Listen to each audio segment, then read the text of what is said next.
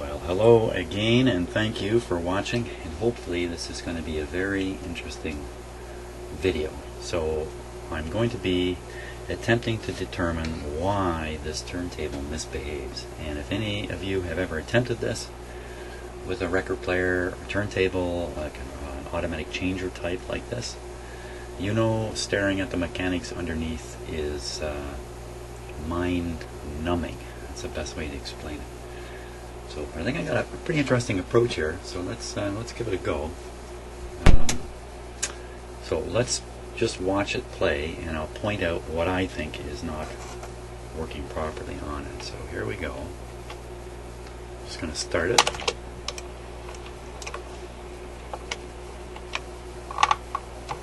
Over it comes. Okay, that was just fine. Now it's playing. Bring it over. What it should do is detect the end of the record, pick up, go back, and shut off. Watch what it actually does here. Picks up. It doesn't really go back. It may drift back. Okay. Picks up this time. Now it goes back. And it shuts right off. So that's the strange thing. It should have just picked up, come back and shut off, but instead, and I'm sorry it kind of wandered around here a bit, it picked up, went back down, picked up again, and then went back. And I'm sure that's not the intended function. I've never seen a turntable do that before. So now let's watch the mechanism underneath. If you look right down here, you'll see there's a mirror. You can see the top of my camera right here, looking up at the bottom, and here's what you can see. So now I'm going to do the very same operation. First we'll just start it. It'll think it's dropping a record, and it'll move into playing position. And let me clarify a few things here, because it's easy for me sitting here in the shop to realize what I'm seeing. It may not be so easy for you. So this area up here, this is where the here, I can swing it. See, what I'm doing is I'm moving the tone arm back and forth. So that's the pivot point. So now you know where the pivot point is. And this big yellow wheel down here is the drive wheel. So I'll just let it go and you can watch what happens. Here we go.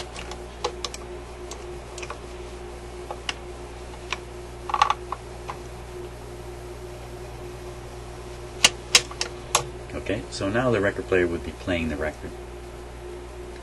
I'll move the tone arm. You can see it moving back and forth there, but I'll move it over. We'll let it pick up. There it goes. It's coming around. Son of a gun, it worked. No, it didn't. No, it didn't. No, it didn't. It did not work. What did it do? Let's see, this time it should shut off.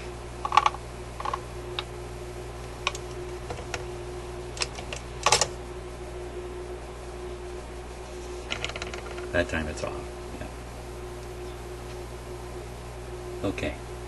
So, far be it for me to explain how this mechanism works, but I can point out a couple of key things.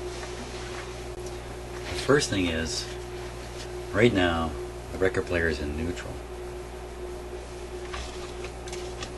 I can spin the platter and the mechanism underneath doesn't do anything. Okay, so where is that neutral coming from? I'll show you where it comes from. Okay, so I'm just going to run the mechanism again. And you need to watch the yellow wheel, the geared wheel. And as it spins around, somewhere up in here, when it spins around, if you look, there'll be a gap in the teeth. Watch it now, it just goes around, you'll see a gap. There it is, there's the gap.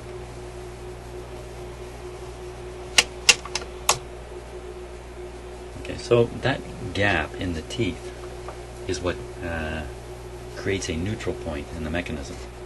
So there's a drive gear, and that gap reaches the drive gear, it loses its drive, and the large yellow gear we're looking at stops. Now what makes it start?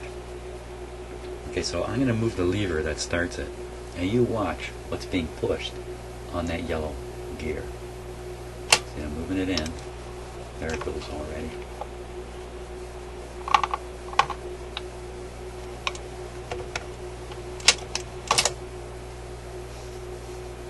Okay, so I'm going to do that again. You'll see something getting moved. Very hard to watch. Okay, first, it has to turn on. Now, okay, there it goes. I shouldn't say first it has to turn on. It doesn't have to actually turn the motor on first. So what's going on? Now, let's see if I can point this out. Because there's so much mechanism in here to look at. I know where to look. At least I think I do. Can I get a stick in there to show you?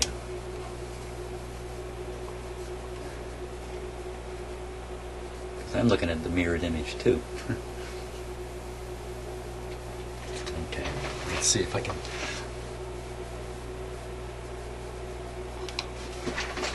There we go. No.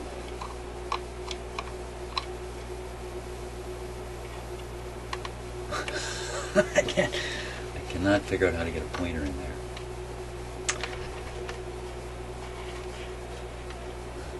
Oh, okay, what's down is up.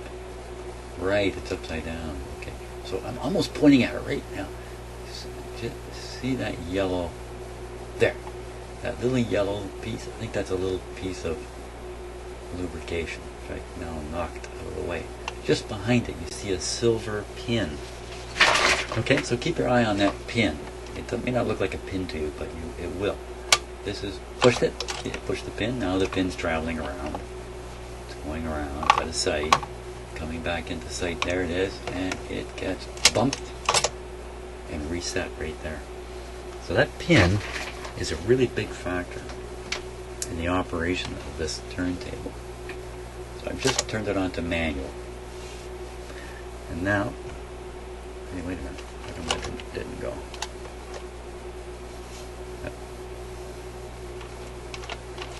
Yeah, it's not staying in manual.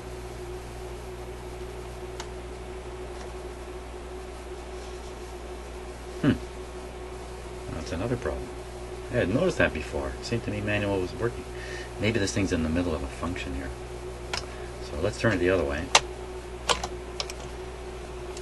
Okay. Give it a moment here. I think it's in stop mode right now.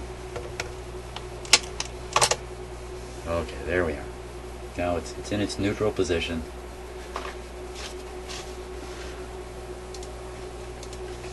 There, maybe you can see both things happening at the same time now. So I'm going to push it over to start, and we'll watch what goes on here.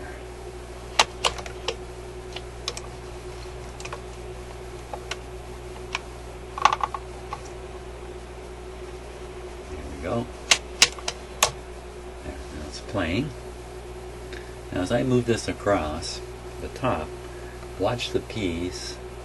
There's an arm. Can you see the arm going back and forth towards the yellow gear? Now when I move it far enough, watch that pin. You see the pin?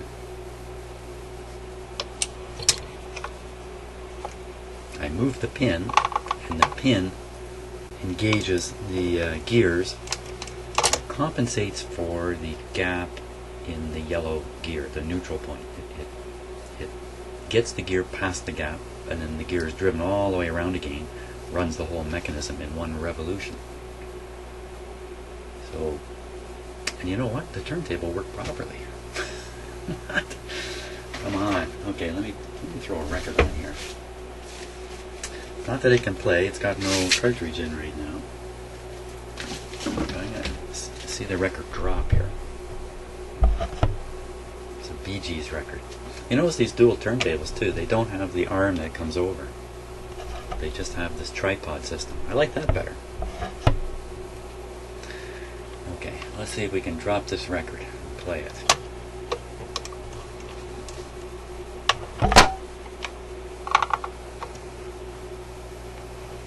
There we go. Now it's playing.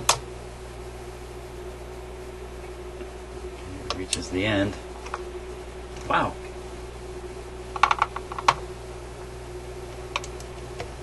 By Gory gosh, it started working. Just by paying close attention. How do you like that? Let's try it again here. Okay. With the record down, there's no records up here. I don't know if this thing can really sense a record or not. To be honest with you. Let's see. Because, you're supposed to be able to stack a number of records on here. I'll explain how that works in a moment. Okay, this record's playing.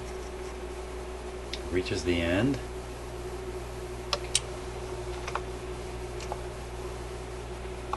And it's working. How do you like that? I do like that. Except I don't know why. Other than, just exercising it has loosened up something that was sticking a bit. It's not the best situation to be in from a repair or restoration point of view.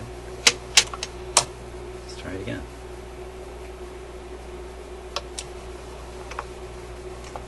Fantastic.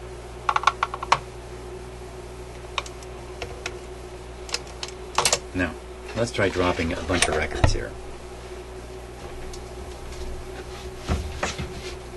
And, I don't really know how many people actually used to stack records like this. It's not particularly recommended. But there we go. So I got 3 records stacked on there now. Well, you know what? I'll leave it on this view so we can watch the mechanism above and below. Let's see if it'll drop the first record only. Watch carefully, right on this edge here, if you can see it. Maybe what I'll do is flip to this, give you a full view. Just watch this edge here, the 3 records, and watch what it does.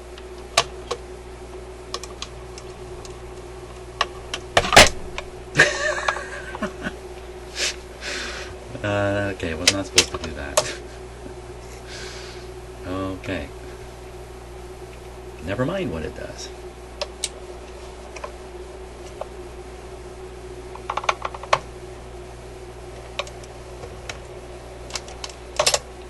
Well, if you look at the centerpiece, there's these 3 tripod pieces. Well, there's a gripper mechanism in here. And the gripper mechanism has little grippers, I guess we can call it, that swing out slightly, right inside the hole of the record, and grab the record. Well, they're supposed to grab the 2nd, 3rd, 4th, 5th record and leave the bottom record alone. It grabs it and holds it, and then this thing closes, drops the free record, and then those things are put back down. But apparently it didn't work so well on this turntable. Let's try it with just 2 records. See how that goes. No, I could see the gripper. The gripper was above the top record. I wonder why I didn't grip the 3rd record before. But I'm not going to worry about that. I really am not going to worry about that. Because it's really not good to drop records on top of each other. Not particularly good. One of the things that happens when you get enough records stacked up is they start slipping. Each record slips on the other one, and you have 3 or 4 records down here trying to play it. You're not going to have steady speed or whatever, but one at a time. So, record player seems to be all ready to go. We've just got to deal with the cartridge now.